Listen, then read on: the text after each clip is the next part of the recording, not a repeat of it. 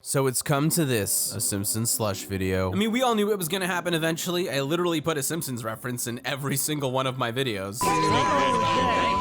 And what better way to finally start talking about The Simpsons than with the contentious, controversial topic of The Simpsons Golden Age. Now, the most popular opinion I see around these parts is that the Golden Age started with season 3 and ended with season 8. Some people are a little more conservative and say it starts with season 4, and some people are just straight up wrong and say it goes up to season 11. I'm looking at you, woohoo classic Simpsons trivia. But the one season that people just can't seem to agree on is 9. Season 9 is one of those weird transitionary seasons that makes it onto a lot of people's Golden Age lists, but also gets a lot of hate too. I'd even argue that it's the most controversial season in the entire show, which sounds great in a YouTube script, because with every season that comes after, more and more people start to agree that the show is past its prime. But with season 9, the episode quality is super volatile. Some of the episodes feel like they came right out of the early 90s and are instant classics, while other episodes feel like the wackier new Simpsons of the early 2000s, which isn't even new anymore, but we're not touching that. So here's the big question. Does season 9 as a whole deserve to be part of the Golden Age? With the additional smaller question of why is the season's episode quality so volatile? And because this is the only way I know how to make videos, our story begins with a dramatic thud sound designed to increase viewer engagement.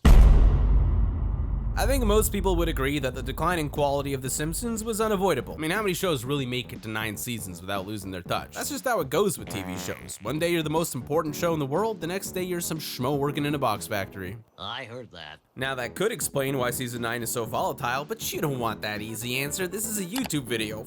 Occam's razor. We gotta do some bullshit analysis and really get to the bottom of this. And you know what that means. Obligatory Mike Scully recap! Look, I know you guys already know this, but I'm a YouTuber and we're pathologically addicted to summarizing things, so I'm gonna do it anyways. The decline of The Simpsons is often attributed to Mike Scully becoming the new showrunner. During the Scully years, the plot lines got stupider, the show turned into an endless stream of disconnected gags, jerk-ass Homer, blah blah blah. The man is probably one of the most hated names to ever be on a Simpsons staff list, and season 9 was his first season as showrunner. Sort of. See, unlike any other season that came before and after it, season 9 actually had 6 different showrunners over the course of its creation, which means that almost 1/3 of its episodes were not produced by Mike Scully. Instead, they were produced by the older showrunners from seasons 3 to 8, the unanimous golden years. Now, I know what you're thinking. Well, that's obviously why the season is so volatile. The good episodes are produced by the good showrunners and the bad ones are produced by Scully. But is that really the case? Yes. Really? Yes. You? Yes. Well, the only way to know for sure is with a good old-fashioned episode breakdown. Now, if you divide up the episodes by showrunners, it ends up looking something like this. Al Jean and Mike Reese, who ran seasons 3 and 4, were behind Lisa Sachs and Simpsons Tide. David Merkins, who ran seasons 5 and 6, was behind The Joy of Sect and All Singing, All Dancing. Bill Oakley and Josh Weinstein, who ran seasons 7 and 8, were behind The City of New York vs. Homer Simpson, The Principal and the Pauper, and Lisa the Simpson, and the rest were run by Mike Scully. Now, if you were paying attention and you know your Simpsons episodes pretty well, you might have noticed something fishy about that list, and it wasn't Troy McClure. One of the show's most all-time hated episodes, The Principal and the Pauper, was produced by Bill Oakley and Josh Weinstein. Now, I actually disagree with the public opinion on that episode, but we'll get to that in a minute. The important thing is that The Principal and the Pauper is often cited as the episode to end The Simpsons Golden Age, which is obviously a pretty big claim, but the fact that that sentiment is even out there is proof that Mike Scully isn't single-handedly responsible for the decline of The Simpsons in season 9. Besides, one of those non-Scully episodes was a clip show about singing and dancing. Gonna paint our wagon, gonna paint it good. We ain't bragging, we're gonna coat that wood. So if Mike Scully wasn't the only one responsible for the show's declining direction, then what's the real reason behind season 9's volatility? It's Occam's razor, like I said earlier. I told you this YouTube analysis stuff was bullshit. The show really was just inevitably starting to get worse from being on the air for so long. And the writers were trying to keep things fresh by experimenting on the formula to varying degrees of success. Some episodes took it too far and ended up feeling like the zanier Simpsons of the early 2000s, while others hit the mark just right. And since these episodes were produced so close to the show's flawless run, when they do hit, that's some good Simpsons. Sounds like she's hitting a baby with a cat. You have to listen to the notes she's not playing.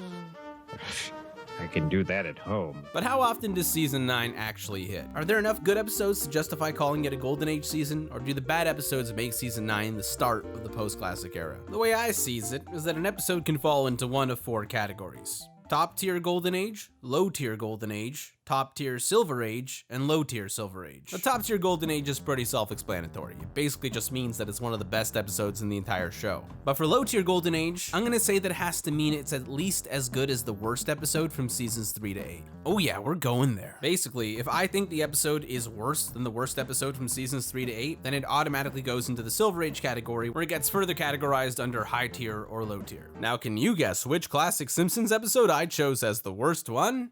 If you said the Simpsons spin-off Showcase, you were wrong. That doesn't count as a real episode at all. Seriously, if we use that episode, then all of season 9 would look great by comparison. Nah, I'm gonna have to pick a real episode for this one, even though I really don't want to do this part because there's no winning when you pick the worst episode from a beloved show. That's just asking for hate. But if I'm gonna have to do it, then I'm gonna go with the Canine Mutiny from season 8. Not that it isn't still a great episode. I love Pepped Up Lisa. What are you talking about? I don't need pep pills to be suspicious. If I want to comment on it, I'll comment on it. Who's gonna stop me? You pep pill boy? Pep boys, pills, Beverly Hills. Oh boy. Oh boy, oh boy. I just feel like this is the one episode that I come back to the least from the first 8 seasons. So if I'd rather watch the Canine Mutiny than an episode in season 9, then that season 9 episode is automatically disqualified from being Golden Age worthy. And that's just how I'm gonna do it. Now before I do this, I just wanna say, obviously this list I'm about to make is an incredibly subjective matter that needs to be handled delicately given the passionate fan base behind the show. So thankfully, my opinion is the best opinion, so no worries guys, we're all good on that front. And now that we gotten that out of the way, let's begin. Starting with the worst of the worst, the low tier Silver Age episodes, we have The Trouble with Trillions. Wait, is that it? Only one episode? That's actually pretty good. This kind of goes without saying, but Trillions is easily the weakest episode from season 9. In fact, based on this experiment, I guess I think it's in a league of its own. That's not to say that it doesn't have some good gags in it. I do like the stuff in the beginning with Flanders filing his taxes, and Mr. Burns trying to throw scalding water on Homer always gets a chuckle out of me. But as an actual episode, it's just completely ridiculous. The plot is weak, Mr. Burns feels weirdly out of character a lot of the time, and it suffers from the crappy third act issue that so many of the post-classic episodes seem to have. But hey, only one episode in the low tier Silver Age category? That's pretty good in my books. Now in the top tier Silver Age category, we have Das Bus, Girly Edition, King of the Hill, Dumbbell Indemnity, Realty Bites, Miracle on Evergreen Terrace, The Cartridge Family, Bart Star, and 2 out of 3 segments from the Treehouse of Horror episode, specifically Omega Man and Easy Bake Coven. Now for most of these episodes, they land in the Silver Age because the jokes just aren't hitting quite as strongly anymore, and it feels like the character writing is starting to get exaggerated in support of the gags. But putting Das Bus on there kinda hurt me, I'm not gonna lie. I love that episode, I really do, but come on, a Lord of the Flies episode and it's not a Treehouse of Horror? That ain't classic Simpsons. They were rescued by, oh, let's say Mo? That ain't classic Simpsons. You can call it gatekeeping, and it is. That's exactly what I'm doing. But for me, it's just that once it reaches that level of wackiness, it starts to feel out of place among what I consider to be the Golden Age episodes. Even gags like Kirk getting his arm chopped off feels a bit weird to me. I told that idiot to slice my sandwich. Ow! Doing a gag like that with a mainstay secondary character shows that with season 9, the writers were willing to get a lot less grounded. That being said, these episodes are still full of moments that have that Golden Age level of writing in them, just not enough to bump them up into the next tier. And hey, if you want to call these classics, don't let me stop you. I kind of want to agree with you. Hell, I'm even down if you put some season 10 on there. Bart the Mother is a great episode. Everyone thinks they're monsters, but I raised them and I love them. I know that's hard to understand. Not as hard as you think.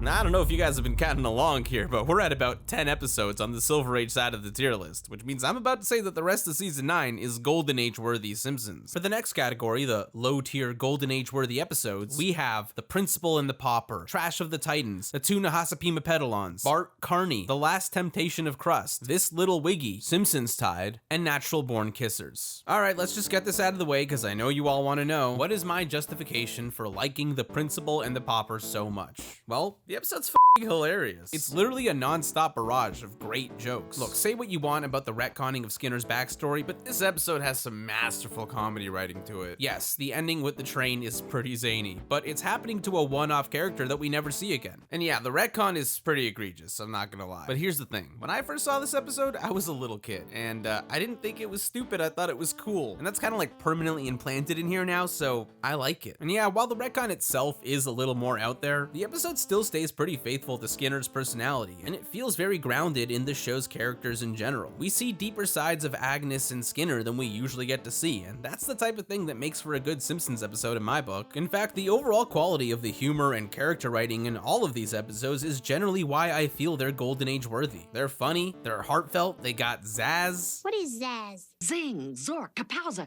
Call it what you want. In any language, it spells Mazuma in the bank. And of course, most importantly, I would rather watch all of these episodes than the K9 Mutiny. Now, the rest of these episodes, I believe, are some of the best episodes in the entire show. The City of New York vs. Homer Simpson, Lisa's Sax, Lisa the Skeptic, Lisa the Simpson, Lost Star Lisa, The Joy of Sect, and the Fly vs. Fly segment from Treehouse of Horror. Now, I know what you're thinking. This slush guy has got some serious Lisa bias going on. And, yeah, that's fair. It's an addiction, okay? An addiction. Sir, don't you think you've had enough? I tell you when I've had enough. Nah, but I do think Lisa is usually one of the most well-written characters in the show. But I swear that this time it's not my fault. The writers are the ones who focus so hard on the Lisa episodes in season 9. I mean, come on, they even put her on the front of the DVD cover. They knew what they were doing. These episodes are all instant classics. I mean, the origin story of Lisa Saxophone, the one with the Simpsons gene. I've seen people make the claim that Lisa the Simpson is the best episode in the entire show. I mean, it's not true, but still. I love these episodes so much, I honestly wish that I could just do a quick dive into all of them so I could gush about how well executed they are. Also, shoutouts to The Joy of Sect for being the perfect blend between where the show is heading and where it came from. I love everything about this episode, from the box of Special K to the fake hover bikes. Sorry, kids. There's no such thing as hover bikes. But we heard them hovering. Oh, I'm afraid I played a dirty part in this little charade. To the fact that Homer so quickly takes the Batman. I mean, the leader. Now, I'm sure that some people are gonna take issue with the fact that I included Lisa the Skeptic on this list, but sucks to suck, bro. Go make your own YouTube video. I love that episode. It's funny as hell, and it warms the cockles of my heart. Well, I guess you were right, honey. But you have to admit, when that angel started to talk, you were squeezing my hand pretty hard. Well, it was just so loud and... Thanks for squeezing back. So we did it. We ranked all the episodes from season 9, and looks like we have about 15 that are Golden Age worthy in my opinion, which is pretty good. That's like 60%. Does it mean that season 9 is part of the Golden Age? I don't know, maybe? You do realize that the whole concept of a Golden Age is just an idea, right? Everyone has their own favorite episodes, and whether that includes season 9 or 10 is subjective, but not 11. 11 is not okay. Damn woohoo Simpsons trivia. Look, if you really need to know my opinion, yeah, I think season 9 is worthy of the Golden Age. It'd be the weakest season, but it's good enough for me. But seriously, who cares what I think? The point is that you'll never get everyone to agree on which episodes are part of the Golden Age, because the truth is that there probably isn't the hardline moment when the Golden Age ends. It's a gradual change that still has a bunch of hits along the way, and everybody is gonna feel differently about when that change is pronounced enough to justify calling it the end of an era. So if you ask me, I'd rather forget about the whole thing and just put on the episodes I like from the show I've been watching since I was a little kid. Because at the end of the day, when the Golden Age ends is up to you.